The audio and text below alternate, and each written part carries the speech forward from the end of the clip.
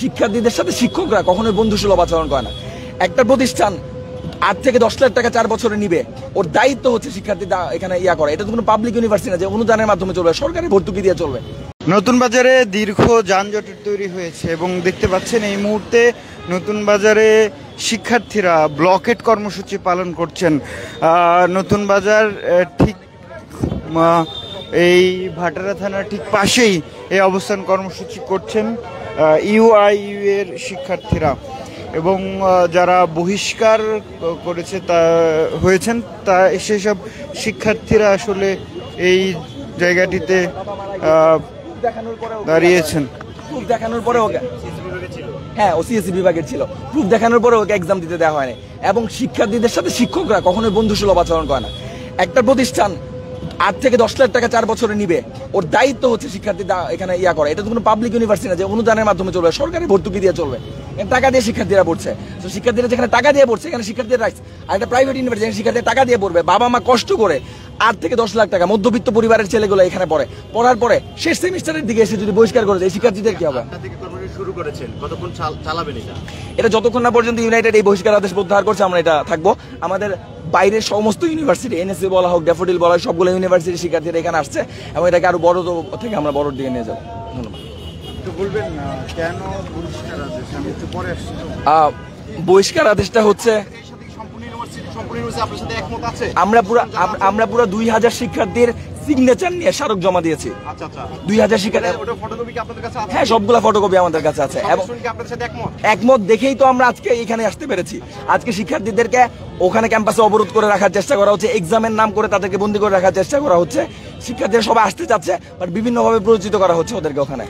এই আন্দোলন আপনারা যদি আবার আরেকবার দেখেন, এটার একটা বৃহৎ আন্দোলন কিন্তু উঠেছিল ওদের ক্যাম্পাসের ভিতরে, ছেলেপেলে অনশন শুরু করেছিল। শিক্ষকরা কথা দিয়ে রাতের বেলা ক্যাম্পাস থেকে বের হয়েছে। যখন শিক্ষার্থীরা না খেয়েছিল শিক্ষকরা তখন বসে বসে বিরিয়ানি খেয়েছিল। এই শিক্ষকরা যখন বলেছে যে ওকে তোমাদের সব দাবি দাওয়া মেনে হবে, শিক্ষার্থীরা তখন ওদেরকে সকালবেলা ছেড়ে দেওয়ার পরে আজকে শিক্ষার্থীরা তারপর 2 সপ্তাহ পরে শিক্ষকরাকে বহিষ্কার করে দেয় 25 জনকে। আজকে যে এখানে কর্মসূচি করছেন, এর আগে কি আপনাদের ক্যাম্পাসে কর্মসূচি করেছিলেন? 1.5 মাস ধরে প্রথমে ক্যাম্পাসে সবচেয়ে বড় কর্মসূচি হলো, সব কর্মসূচিগুলো হলো এখানে। বলেন। আমি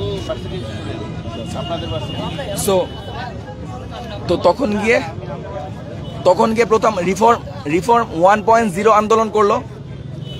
রিফর্ম ভাই একটু দান,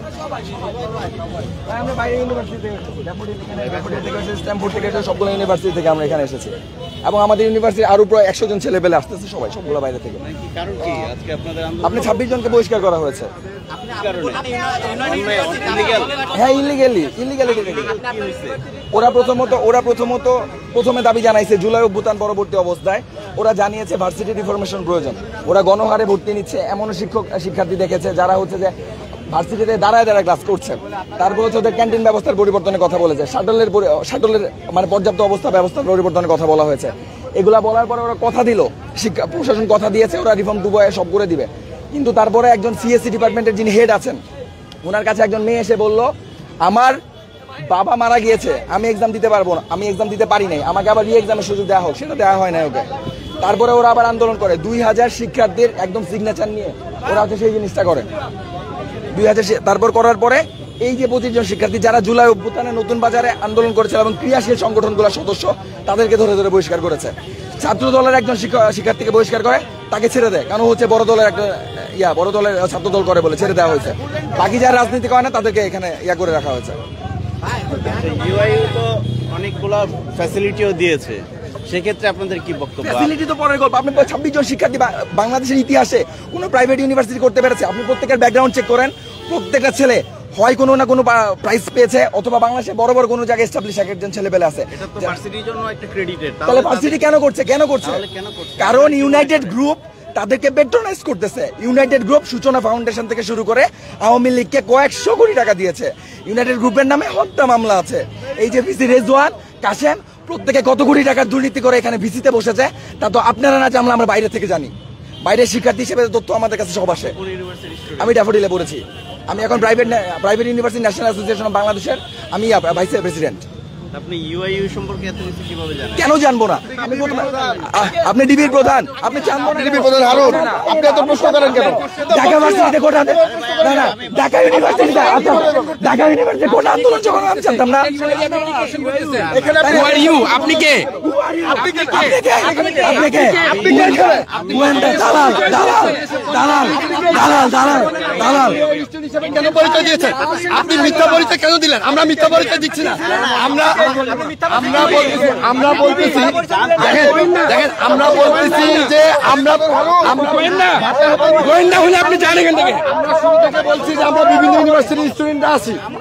আমি জানতে আসছি রে ভাই, আপনারা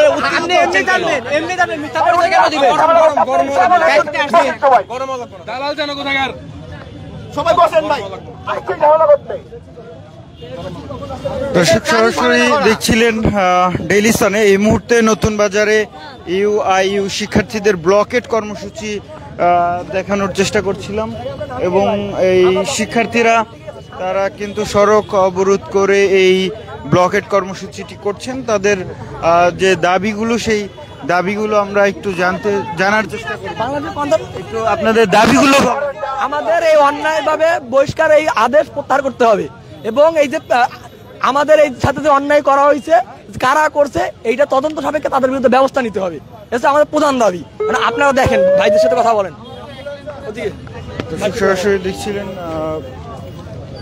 একটু বলবেন যে দুইটা দাবি জানতে পারলাম, যে বহিষ্কার আদেশ প্রত্যাহার করতে হবে এবং যারা বহিষ্কার করেছে তাদেরকে বের করতে হবে, শাস্তির আওতায় আনতে হবে। আর কি দাবি আছে? এছাড়া আমাদের প্রাইভেট ইউনিভার্সিটিতে নো ভ্যাট, শিক্ষায় কোনো ভ্যাট আমরা চাচ্ছি না, যেহেতু আমাদের স্কুল কলেজ পাবলিকে কোনো ভ্যাট না না না আমাদের এখনো প্রাইভেট 15% ভ্যাট আসছে, 15% ভ্যাট আসছে। এবং প্রাইভেট বিশ্ববিদ্যালয়ের নিরপেক্ষ সংস্কার কমিশন, আমরা ইউজিসির আন্ডারে থাকবো না, কারণ ইউজিসি আমাদের এই ম্যাটার সলভ করতে অপারগতা জেনেছে। একটা ইউজিসি কিভাবে বলে যে আমরা সব রকমের চেষ্টা চালিয়েছি, আমাদের ক্ষমতায় যা আছে আমরা সব করেছি, এখন আমাদের হাতে কিছু না, এখন তোমরা যা করার করো, তোমরা রাস্তায় নামো। এভাবে তারা কিভাবে বলতে পারে? আমরা কার কাছে যাব? আমরা মন্ত্রণালয়ে গেছি, মন্ত্রণালয়ে আমাদের কথা পর্যন্ত শোনো না। আমরা বারবার গেছি মন্ত্রণালয়ে, তারা আমার কথা শুনছে না। তারা বলছে আমাদের হাতে কিছু নাই। তাহলে কাদের হাতে? আমরা কার কাছে যাব? আমাদের স্বাধীন একটা কমিশন দরকার। এখন আপনারা কি চান? আমরা 5টা দাবি বললাম না, ওই যে ওগুলা আমাদের কয়টা দাবি? 5টা দাবি। ফার্স্ট হচ্ছে যারা বহিষ্কার হয়েছে তাদের নিঃশর্তে বহিষ্কার আদেশ প্রত্যাহার এবং ক্ষতিপূরণ, আমাদের শিক্ষার্থীদের ক্ষতিপূরণ। 2 নম্বর, সকল শিক্ষার্থীদের ক্ষতিপূরণ। 2 মাস আমাদের ক্যাম্পাস অফ করে রেখেছে। 2 নম্বর দাবি হলো আমাদের বিশ্ববিদ্যালয়ের নিরপেক্ষ সংস্কার কমিশন তৈরি করা। 3 নম্বর দাবি হলো নো ভ্যাট অন প্রাইভেট। 4 নম্বর দাবি হলো আমাদের সকল রিফর্মের দাবি দেওয়া মেনে নেওয়া। এবং 5 নম্বর দাবি হলো যারা এই অবৈধ ইয়ার সাথে জড়িত, বহিষ্কারের সাথে জড়িত, তাদেরকে চিহ্নিত করে সাসপেন্ড এবং বহিষ্কার করা। দর্শক সরাসরি দেখছিলেন নতুন বাজারে ইউআইইউ শিক্ষার্থীদের বহিষ্কার আদেশের প্রতিবাদে ব্লকেট কর্মসূচি। তারা সকাল 8টায় এই নতুন বাজার এলাকায় ব্লকেট কর্মসূচি শুরু করে এবং তারা বলছেন যে বিশ্ববিদ্যালয় কর্তৃপক্ষ তাদেরকে বহিষ্কার আদেশ দিয়েছে এবং সেই বহিষ্কারের পরেই তাদের